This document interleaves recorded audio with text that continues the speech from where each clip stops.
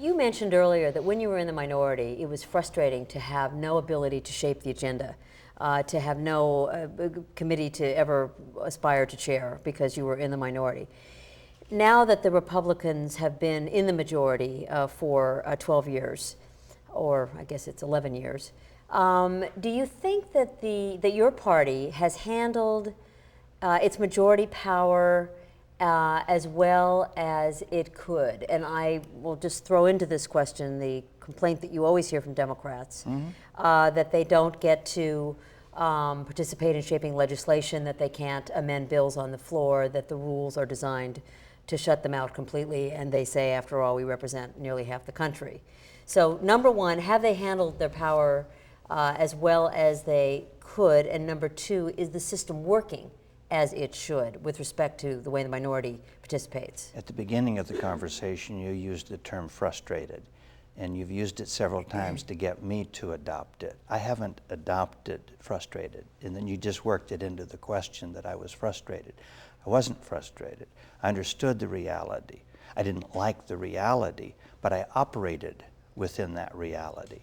And of course, it was easier for Republicans at the time because they hadn't been in the majority. No one at the time I entered Congress had been in the majority on the Republican side of the aisle. No one, except Ab Mikva from Chicago, had been in the minority on the majority side of the line. So I sought him out. I said, what was it like? Of course, he was in his 80s at the time, and he says, Bill, I don't honestly remember. So there was an institutional, cultural structure in which Republicans were the minority and Democrats were the majority. So you had to figure out how to survive in that structure. Now what happened over time was that the brighter, more talented, or the frustrated ones ran for the Senate, ran for governor back home, went back into whatever they were doing prior to that. So the ones who tended to remain in any distilling process were those Republicans who thought this was the best job they were ever going to get, or that they had somehow figured out how to be compliant in a subservient way in a system that was run by the majority party. Now, when we became the majority, there were many Democrats whose faith was challenged because they actually thought it was their God-given right to be in the majority, and they didn't know why God was frowning on them. They had a very difficult time accepting. Of course, our problem was we didn't have anybody who knew what it meant to be in the majority. Literally, we had one member who was a ranking member on 2 committees, but we never made him a chair of either of those committees because of that distillation process. And so when we became the majority, you couldn't find a Democrat who didn't think that this was an aberration that was going to be gone in 1 election, or 2 elections, or 3 elections, or 4 elections. It's now been 5 going on 6 elections. But their mental set was that we are supposed to be the majority. Our mental set was we had no idea what it was to be the majority. So you came into Congress understanding that you were to try to find your mark within a structure that was there. A lot like a feudal system. It was your class. That's where you were in the social structure. And so when Democrats became the minority, they never adopted that minority mentality to try to figure out how to have an impact within the structure, they being the minority, we being the majority.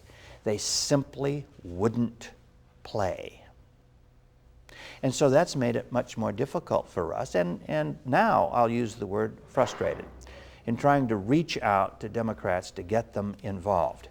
I ask any of you students, she's pumped you up to the point now that I can challenge you, do a little research. Go back and look at the makeup of the Ways and Means Committee in the early and mid-1980s in terms of not just the Democrat-Republican ratio, but who made up the Democrats, and how often there would be a coalition between Republicans and Democrats that produced a majority in the Ways and Means Committee on policy in opposition to the chairman.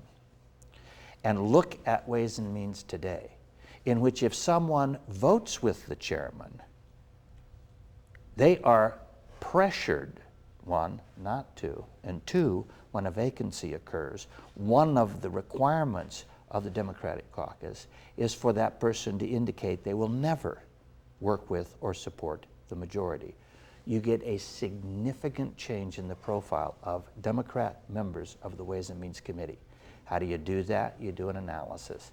Examine how often the Democrats of the 80s were in the median in terms of the Democrat votes versus how many times the Democrats on the Ways and Means Committee today in the median of Democrat votes. You'll see a significant shift toward the liberal end, so that it is almost impossible on a committee like Ways and Means to create bipartisan groups. I've reached out, and there have been Democrats who have crossed over.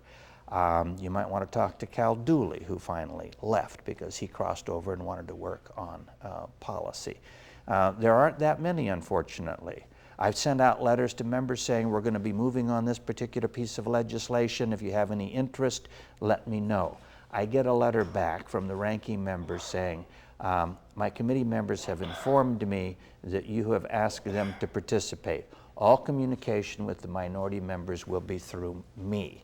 It is a hierarchical structure designed not to participate so that it doesn't look like we are working in a comfortable majority relationship. Well, then that brings me to the next question, which is, it does look to one who's seen the Congress for a couple of decades, that the relations between the parties are increasingly hostile. And hostility is a notch above what it has been, in the last several years. And some would say that on both sides, there is the wish that the other party does not get credit for succeeding with anything. So you've just described what many say the Democrats do, which is just do everything they can to prevent the Republicans from passing anything or having any legislative victories. The Democrats would say, well, the Republicans have a policy of the majority is needed to pass, the majority of Republicans. That's the only way we want to pass a bill. We don't want to pass a bill that's a Democrat's bill. So is that your perception? Is it that they've reached a point where there's more interest in seeing the other side lose than there is in trying to find common ground? Has it reached that point, do you think? Well, I think if you approach it this way, if you're in the minority, that works. But if you're in the majority, you can't allow it to work.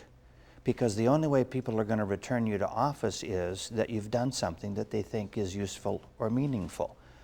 Remember, Republicans were elected to both House and the Senate at the same time. But 2 years later, the Republicans lost the majority in the Senate. And I've often characterized that election in the Senate was, gee, folks, you put us in. We became the majority. We didn't do anything for 2 years. Put us in again and we won't do anything for 2 years again. That's probably not your best bet for getting reelected. We thought when we came in, we wanted to introduce concepts, push legislation, move policy that a majority of American people would support. To do that, you have to make law. And to make law in the American system, frankly, the entire political aspect of the American system, is accommodation and compromise. Why would we not reach out to find Democrats to build a bipartisan coalition to make law? In other words, we were looking for every eligible Democrat, but you tend to be self-nominating as an eligible Democrat.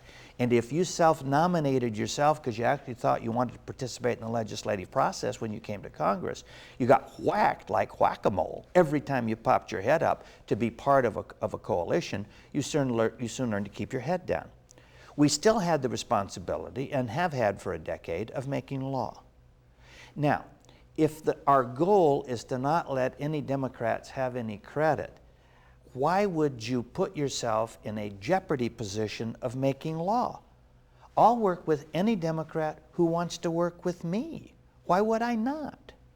But as chairman of the committee, if the price of working with Democrats is to turn the agenda over to them, turn the gavel over to them, let them run it, and then they'd be willing to participate, that's too high a price to pay. They have to win it to be able to run it. We won it, we've run it. It's been harder than it should have been. Policy could have been better than it's been, but our job is to make law, and we've made law. in significant areas, in tax area, in entitlement areas with Medicare, in trade areas. Remember, we didn't have trade promotion authority for 9 years. I worked to get trade promotion authority for President Clinton. We won by 3 votes, giving trade promotion authority to President Bush. Any president should have the ability to negotiate with nations on the question of trade.